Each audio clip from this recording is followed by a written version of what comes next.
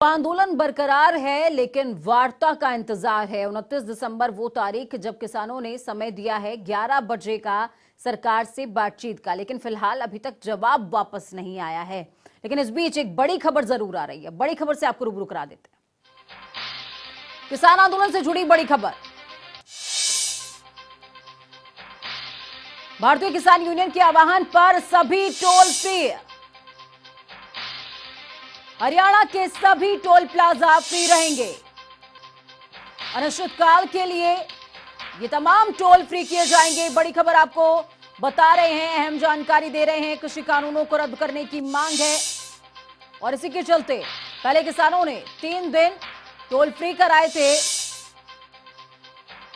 Toll मालिकों को करोड़ों का नुकसान टोल फ्री होने के चलते हो रहा है। किसान आंदोलन से जुड़ी बड़ी जानकारी आपको दे रहे हैं।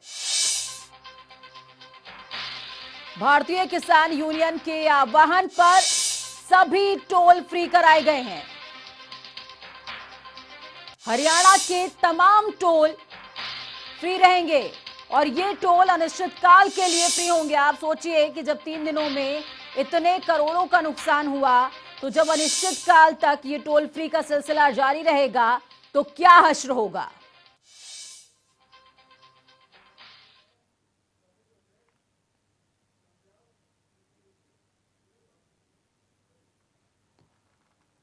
तो गुरदास सिंह हमारे साथ जुड़ चुके हैं, प्रदेश अध्यक्ष हैं आप भारतीय किसान यूनियन के पंजाब के। गुरदास जी, बहुत बहुत स्वागत है जनता टीवी पर आपका। हाँ जी, बोलो क्या पूछना चाहते हैं मैम। गुरदास जी, मेरी आवाज आप तक पहुंच पा रही है? हाँ, हमारे पास पहुंच रही है मैम।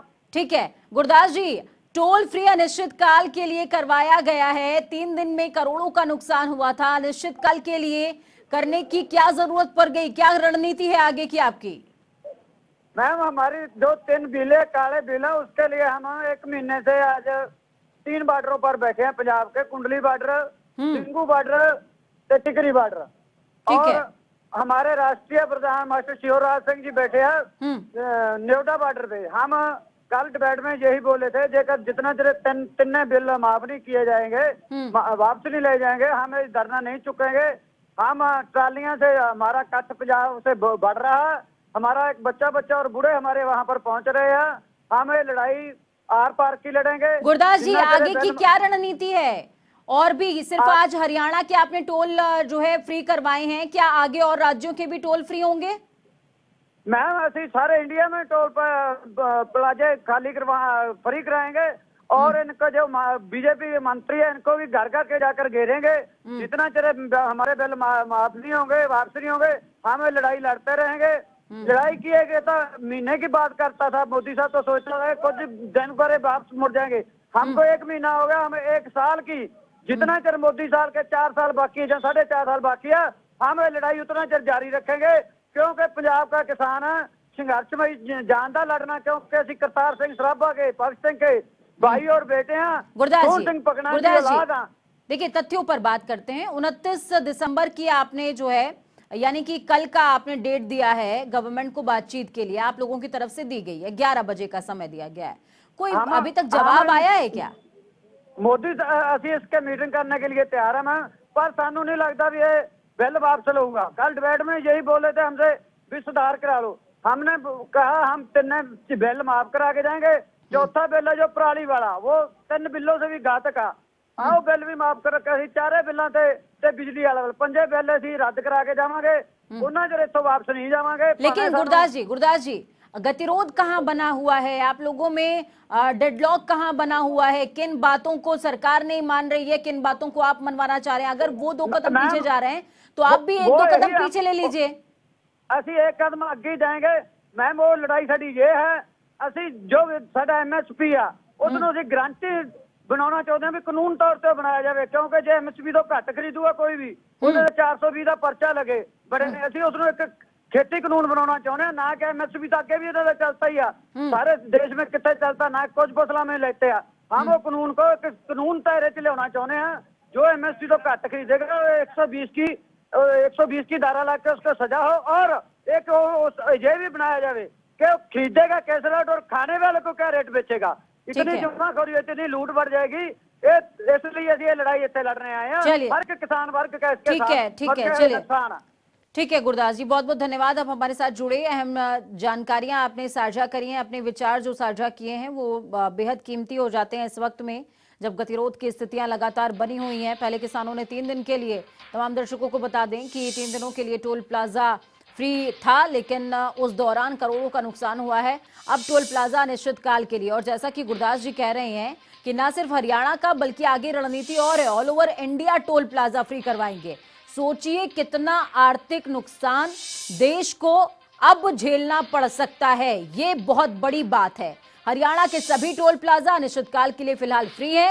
हमारी बात हुई भारतीय किसान यूनियन पंजाब अध्यक्ष से गुरदास सिंह से। उन्होंने साफ तौर पर कहा है कि न सिर्फ हरियाणा बल्कि all over India toll plaza पर कार्रवाई आगे की जाएगी। प्रेशर जिस तरीके से क्रिएट होगा, क्रिएट किया जाएगा। देखो जी, पहले तो ये 3 दिन का था, ये आज हमारे जिला प्रधान का सरदार गुरनाम सिंह कॉलोनी का आदेश आया है कि ये टोल प्लाजा अनिश्चित काल के लिए फ्री रखना है। तो उसी के मद्देनजर अब हमने जो अपनी रणनीति है वो बदल दी है। पहले तो ये आज रात के 12 बजे तक था, लेकिन अब ये अनिश्चित काल के लिए फ्री कर दिया गया है। ये काले कानूनों के मद्देनजर इसको फ्री कराया गया है ताकि अडानी बानी को पता चल जाए ये लोग सिर्फ बीजेपी सरकार से ही नाराज नहीं, तुम्हारे से भी नाराज हैं। इस अकेले टोल प्लाजा के फ्री होने से अडानी अंबानी का जिसका भी ये टोल प्लाजा है 40 करोड़ रुपए रोज का नुकसान है अकेले इस शंभू बॉर्डर से। तो बाकी कितने हरियाणा पे जान के टोल प्लाजा फ्री हो सके हैं, इसका कितना इनको नुकसान होगा इसका अंदाजा मिल रहा है। दिल्ली से हमारा एक सिमरन साधना जत्था ग्रुप बना हुआ है, उसके अंदर डेली सिमरन साधना होती है। रोज सुबह एक कीर्तन का प्रोग्राम होता है 1 घंटा। तो हम लोगों ने ये प्रोग्राम बनाया कि जो प्रभात फेरी का प्रोग्राम है हम अलग अलग बॉर्डर पे जाके अलग अलग दिन करें, क्योंकि बाकी जो लोग ये अपने घर छोड़ के बाहर आए हुए हैं, यहाँ बैठे हुए हैं, ये अगर वहाँ अटेंड नहीं कर पा रहे तो इनको कम से कम प्रभु का नाम लेने के लिए यहाँ संगत मिले। तो टोल मालिकों को करोड़ों का नुकसान, आपने किसान नेताओं को सुना, उन्होंने कहा कि सिर्फ एक टोल प्लाजा जिसका उन्होंने जिक्र किया 40 करोड़ का एक दिन का नुकसान है। तो सोचिए प्रतिदिन जब अनिश्चित काल के लिए ये टोल प्लाजा फ्री होंगे तो हश्र क्या होने वाला है। हरियाणा के सभी टोल प्लाजा अनिश्चित काल के लिए फ्री किए जाएंगे, इस तरह की बात निकल करके सामने आ रही है। कृषि कानूनों को रद्द करने की किसानों की मांग, संघर्ष लगातार जारी। 5 दौर की बातचीत हो चुकी है। एक दौर की अनौपचारिक बातचीत गृह मंत्री के साथ में हुई थी, जिसमें गृह मंत्री ने साफ तौर पर 2 टूक कहा कि किस कृषि कानूनों को रद्द नहीं कर सकते, संशोधन कर देंगे। फिर उसके बाद चिट्टी चिट्टी का खेल, और इसके बाद 29 दिसंबर वो तारीख जब किसानों की तरफ से मांग की गई है कि आप बैठक कीजिए, बात कीजिए हमसे 11 बजे, लेकिन फिलहाल जवाब अभी तक नहीं आया है। भारतीय किसान यूनियन के राष्ट्रीय प्रवक्ता राकेश टिकैत ने किसान आंदोलन पर क्या कुछ कहा है वो भी सुन लीजिए। आगामी 29 तारीख को बैठक होनी है, उसको लेकर कुछ बैठक होगी तो बैठक करेंगे। सरकार से अपने एजेंडा हमने सरकार को भेज दिया और हमने टाइम दिन सब बता दिया सरकार को। लगता है इस बार कुछ निष्कर्ष निकलेगा। हाँ, बातचीत होगी तो भाई मास्टर जी 21 दिन बाद में मिल रहा है, तो जहाँ से छोड़ कर गया सब्जेक्ट कोर्स जहाँ से छोड़ा वहीं से फिर शुरू होगा। हाँ, मास्टर जी 21 दिन की छुट्टी पर थे, आ गए वापसी। अगली रणनीति क्या है अपनी? हम तो यही हैं, हम क्या कहीं जा रहे हैं। तो मास्टर जी छुट्टी पर थे और जहां से सब्जेक्ट छूटा था वहीं से शुरू होगा, इशारा समझ लीजिए। टिकरी बॉर्डर पर पंजाब के वकील ने सुसाइड कर लिया। इस मामले में पूर्व सीएम भूपेंद्र हुड्डा ने अपनी प्रतिक्रिया देते हुए कहा कि हरियाणा कांग्रेस ने राज्यपाल को पत्र लिखा है।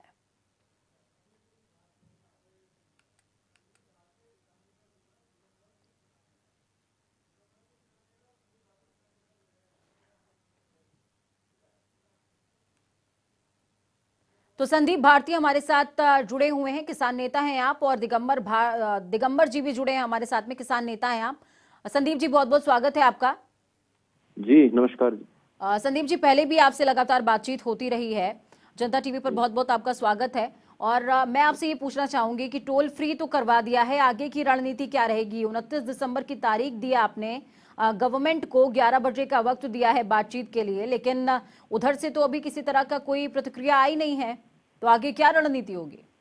देखिए, गेंद अब सरकार के पाले में है। ठीक है। किसानों ने अपनी मंशा, अपनी मांगे, अपनी नीयत बिल्कुल साफ कर दी है कि खुले दिल से तमाम किसान संगठन सरकार से बातचीत के माध्यम से समाधान चाहते हैं। अब सरकार यदि समाधान चाहती है तो किसानों ने स्पष्ट कर दिया है अपनी लक्ष्मण रेखाएं कि जो तीनों कानून हैं ये वापस किस तरीके से होंगे, वो प्रक्रिया सरकार बताए। एमएसपी गारंटी एक्ट किस तरीके से पारित किया जाएगा, उसके क्या क्या क्लोज होंगे, वो सरकार बताए। तो इन दोनों बातों को लेके सरकार को बिल्कुल लक्ष्मण रेखा तमाम किसान संगठनों ने, जत्थेबंदियों ने साफ कर दी।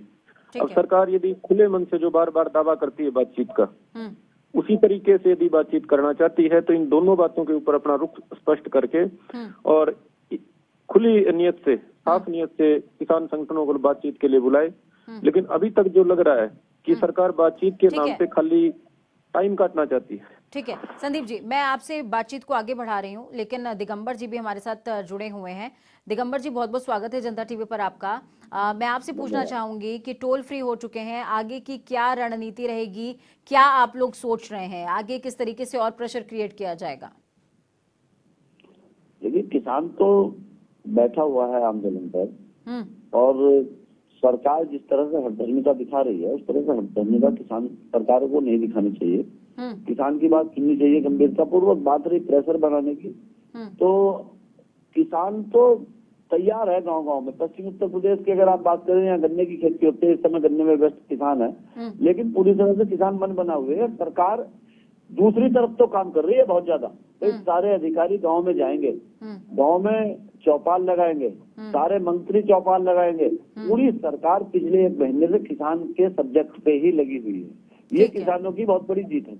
ठीक है, चलिए दिगंबर जी, मैं आपसे एक चीज पूछना चाह रही हूँ, क्योंकि सत्ता पक्ष से इस तरीके की आवाजें बार बार सामने आ रही हैं, न सिर्फ छोटे नेता बल्कि बड़े नेता, बड़े कद्दावर नेता इस तरीके के बयान दे रहे हैं। उनका कहना है बार बार कि भाई अब किसान नहीं बोल रहा है। अब किसान इसलिए नहीं बोल रहा है क्योंकि पहले किसानों की मांग थी, अब विपक्षी राजनीति कर रहे हैं। अब इस पर आपका क्या वर्डिक्ट है?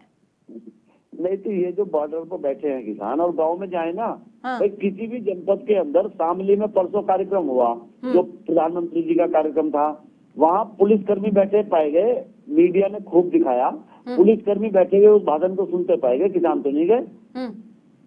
भाई किराए पे किसान ला रहे हैं, पैसे देख के मजदूरों को ला रहे हैं बेचारों को, तो ये क्या स्थिति है? सरकार को दिखाई नहीं दे रहा? ये तो बेवजह के बयान दे रहे हैं, विपक्षी बैठे हैं, वो बैठे हैं, ये दूसरी तरफ डाइवर्ट करना चाहते हैं मामले को। ये किसान आंदोलन है और किसान ही बैठे हैं। ठीक है दिगंबर जी, मैं आपसे बातचीत और आगे बढ़ाऊंगी। संदीप जी हमारे साथ जुड़े हुए हैं।